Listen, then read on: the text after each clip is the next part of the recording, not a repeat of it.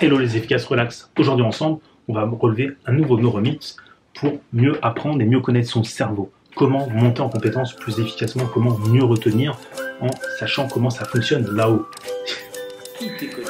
Alors la question, peut-on apprendre en dormant?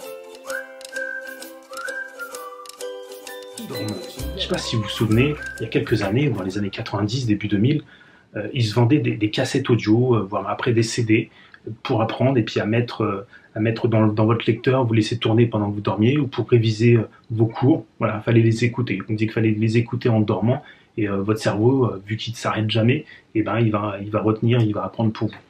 Qu'est-ce que vous en pensez? Que pensez-vous de cette méthode? Mettez-nous ça en commentaire. En fait, il y a des tests qui ont été faits dans les années 50-60 en Union soviétique qui ont relevé des effets positifs. Alors en Europe, on a essayé de reproduire ces études-là, de refaire les tests, et on n'a jamais réussi à reproduire les mêmes résultats. En fait, il s'avère, après des décennies d'apprentissage sur le cerveau grâce aux neurosciences, etc., il s'avère que tout simplement, en fait, le cerveau ne peut pas apprendre de nouvelles informations pendant le sommeil. Par contre, il joue un rôle important sur la mémorisation. En effet, pour apprendre, il faut être éveillé, il faut être concentré, il faut être attentif, il faut bien écouter et il faut comprendre.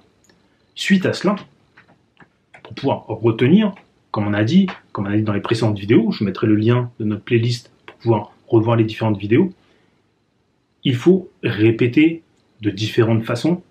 Et pendant le sommeil, ce qui est très important pour la mémorisation, pendant le sommeil, en fait, votre cerveau va faire le tri de tout ce qu'il a vu, entendu, retenu pendant la journée.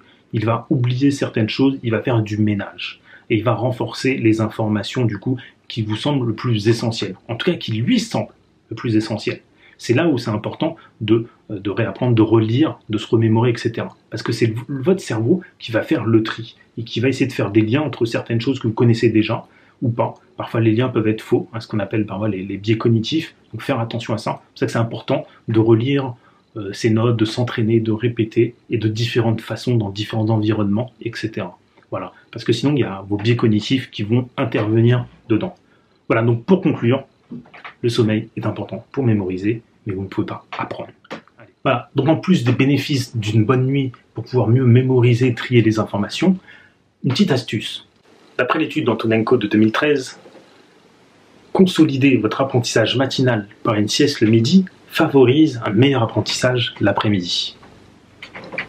À la petite astuce du jour.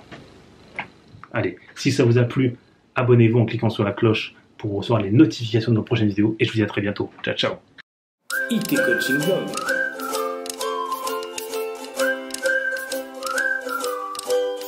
IT Coaching Blog.